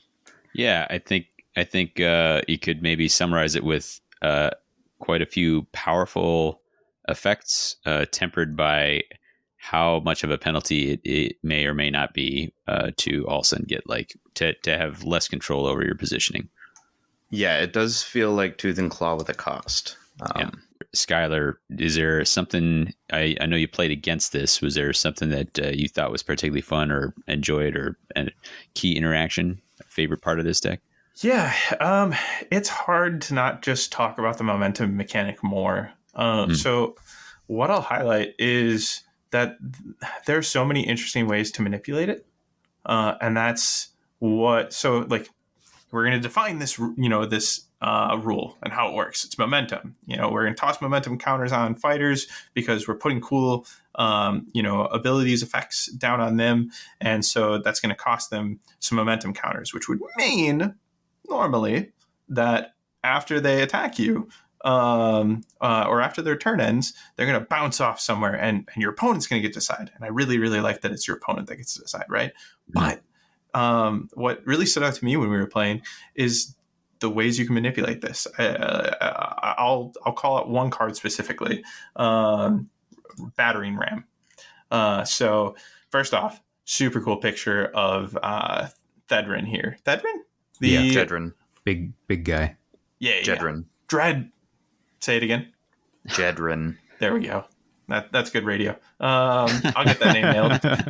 All right. So reaction after the deal damage step of this fighter's attack action that targeted an adjacent enemy fighter gives the target this fighter's momentum counters. So it's like, not only did I run into you and hit you, but I'm also then going to yeet you super far because not only am I passing these momentum tokens onto you, but then after this activation, we're going to check you are going to pick an opponent. Hi, that's me. And I'm going to choose where my momentum counters now yeet your fighter because they're on you and not me. So stuff like that. Or if I could toss out one more card, Screech to a Halt, thematically that I was going fast, but I'm going to react right now after my activation and I'm going to remove my momentum counters. So just the cool different ways to manipulate this new rule and offload them. Phil, I don't know if you had a chance to see this one in action, but looking through it, was there a favorite part of this for you? I did not get to play with it or against it, but I do enjoy how much this is probably going to remind people that plus move is actually really good. I think sometimes it can be sort of lost in the shuffle of if I had the choice, I'd rather have accuracy or wounds or something, but sometimes 1 or 2 move is the difference between being able to make an important action and not being able to do it at all. So having like a whole deck that gives, like, I don't know, almost all of these plays give plus move in some fashion, because they either give momentum counters or they just straight up give bonus movement. So Yeah. that's pretty crazy. There's actually a lot of really cool stuff to like about this, but we won't get into all of that. I guess since everyone has basically said something else about this impetus mechanic, the one thing that two things. I'll try and keep it quick. First off, the impetus triggers only after an activation. So if you have ways to move outside of activations, you will maintain the bonus for having momentum counters for all of those moves outside of an activation, and you won't get scattered after those. So you could use this to boost movement and then do some like power card movement, and then interesting. Still gain that bonus. Or if you could give out multiple counters and then do like a thing that moves multiple fighters, like Sepulchral Guard, they could all have a bonus move without scattering until after the activation resolves. And then the other thing is that since you get to pick any direction, and if the fighter can't be pushed, they get staggered, there's a lot of situations where I think you might, like if someone charges in, hits your fighter but doesn't kill them, you could just have them scatter into your fighter, and then you just get rerolls against their fighter after they charged you. Yeah, so, I like that a lot too. Definitely that's a good point. Something to keep in mind, both playing against this and with it. Yeah. For me, it was just how much of an actual sort of functional aggro objective deck there was, and to a lesser extent, the power is cool too. Yeah. I paired this with Magor's, which has, in the current state of things, a truly atrocious objective deck. Like, so bad, shockingly bad. They've got good profiles. They're good fighters. There's some nice power cards in there, but wow, it is rough on the objective front. Here, I made a deck that was essentially, I think, 2 Magor's objectives and 10 Breakneck objectives, and it felt 100% functional. Like, it felt, I'm doing some stuff. I've got some good surges. I've got some reliable end phases. I got a couple reach end phases that are a little more glory, but if I can make them happen, it was really fun. And it just happened to be a warband that likes to have gambit speed movement to make sure that they can get things started early. And I like that it was out there, and as has already been said, an aggro alternative to Tooth and Claw. And I'm excited for it. I'm excited to see it in Nemesis builds, and I'm excited to see it in Championship builds because of all that stuff it brings. Brian and I were geeking out after our Breakneck game about how good of an objective package this offers aggro. So yeah, super glad to hear that as a call out. Like, I see it. It's it's impressive. They've got some really reliable tools in here. Yeah, absolutely.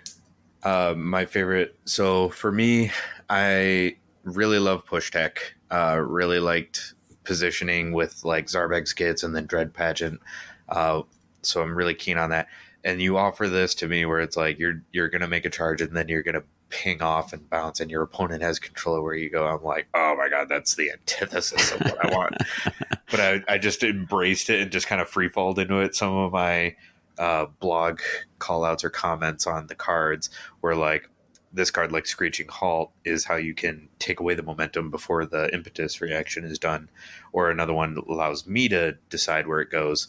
I'm like, it's not really embracing the vibe. Like, you're kind of mitigating the negatives here. I'm like, it's like, because it's also a card combo, but yeah, I just kind of like went into it, Breakneck Ballet, just gonna see what happens, just like completely dive in it. I don't know, that was kind of liberating from I don't know, my own ethos. As the game goes on and upgrades, as you start to lose fighters and more of your upgrades and gambits are targeting fewer and fewer fighters on your war, I was like, well, I guess Zarkus has a 7-move charge now. Yeah. Yeah. I guess he's gonna run a couple circles around you before he hits you, just for style. So yeah, it was crazy. Well, that is the fourth and final item that we're going to cover in broad strokes. As a reminder, you will get a deep dive on these coming up, where you're getting this on the day of pre-order. So then the next Saturday, we'll have a deep dive into one of the warbands and so on and so forth. If you can't wait that long and you want to look at the card by card thing, hit up that blog.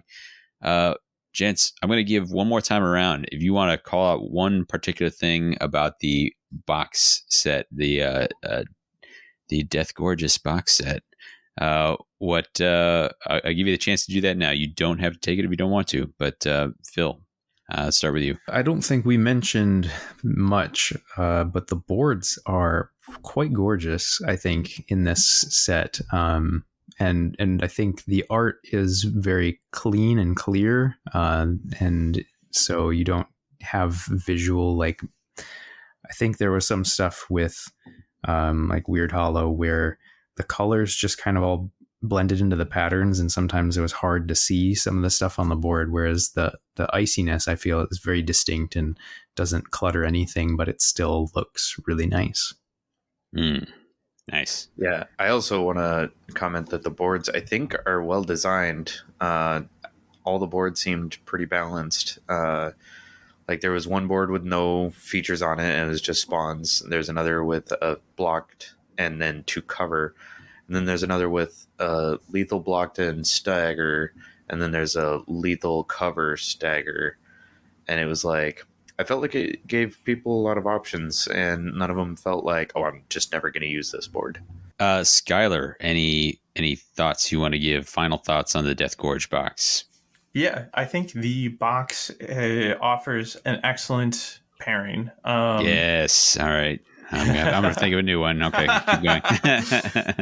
Like out of the box, playing this game, like I don't think the warbands are overly complex. So I feel like they're really approachable. That is the word. I think they're really approachable for people that are entering the game. But I don't feel there's an uphill battle on either side of the table. Like, frankly, I've actually lost every game so far I've played, but I've kept them close, and I never felt like I was out of it. And by the way, I've played both warbands, so that's not just like, oh gosh, like the Siren Eyes, but anyways, what the box has to offer you as a game in and of itself, like is really tight, is really close. There's a lot there. Like we ran multiple, different iterations where I played different cast members, where it was just rivals, Siren Eyes versus Thricefold, and that felt great. Then running just vanilla Breakneck plugged into Thricefold versus me running Siren Eye and Force of Frost, that felt great. That felt tight. That felt fun. And then, the Nemesis pairings of bringing those in, there's just so much game in this box, and it feels really balanced. If you think about Nether Maze, I think it's the closest box I can get to from what it feels like. If you have experience with Nether Maze, it feels like that. But you also get 2 more decks in here.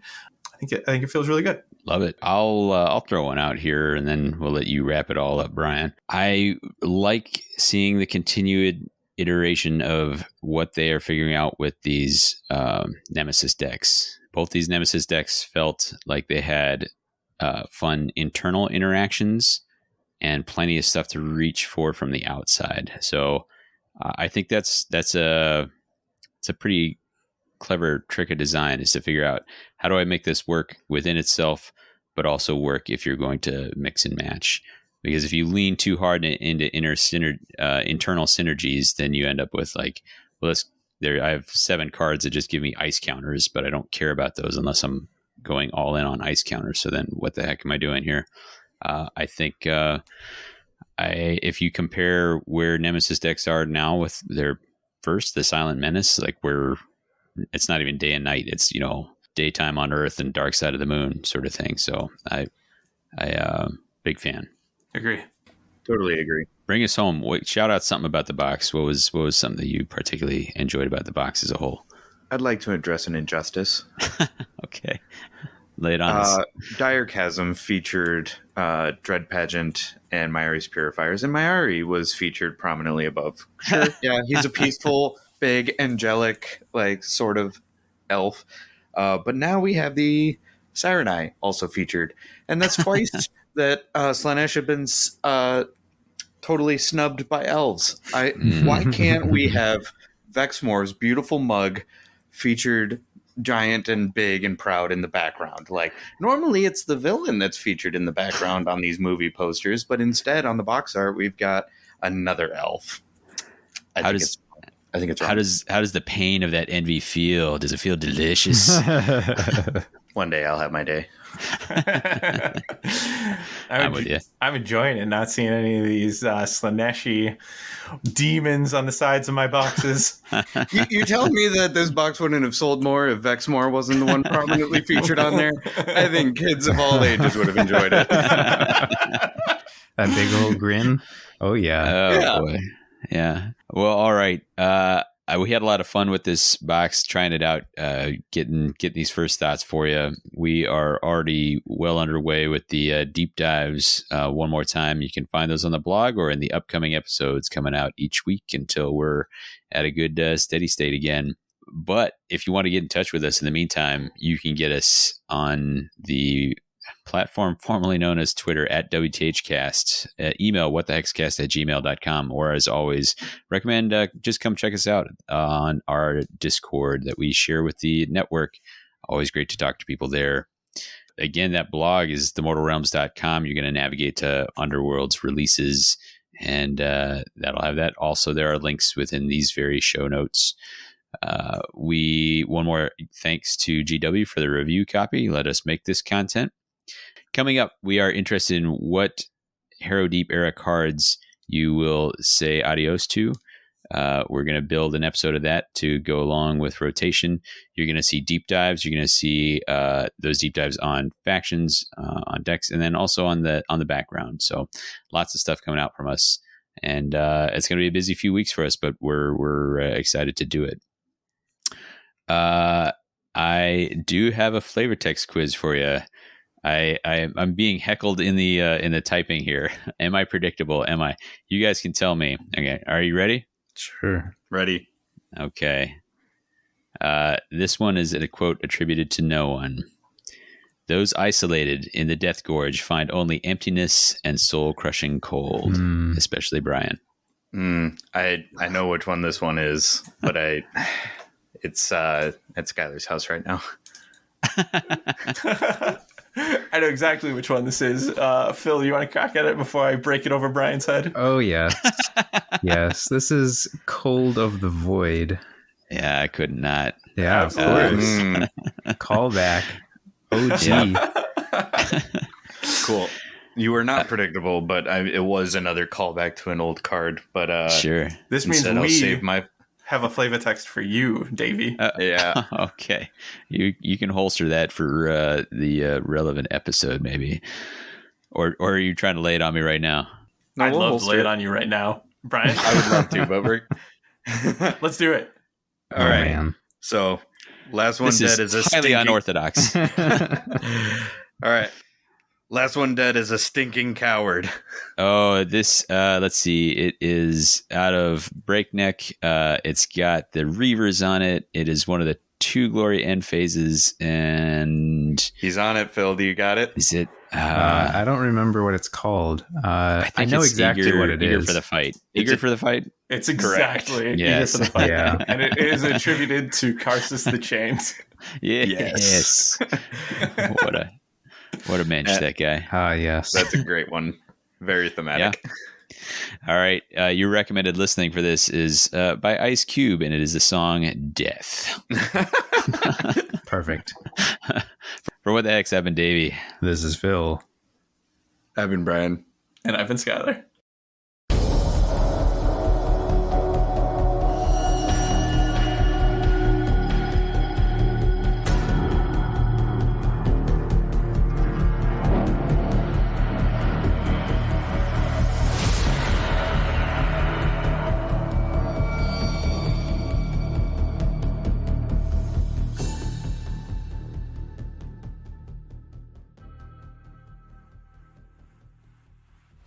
from?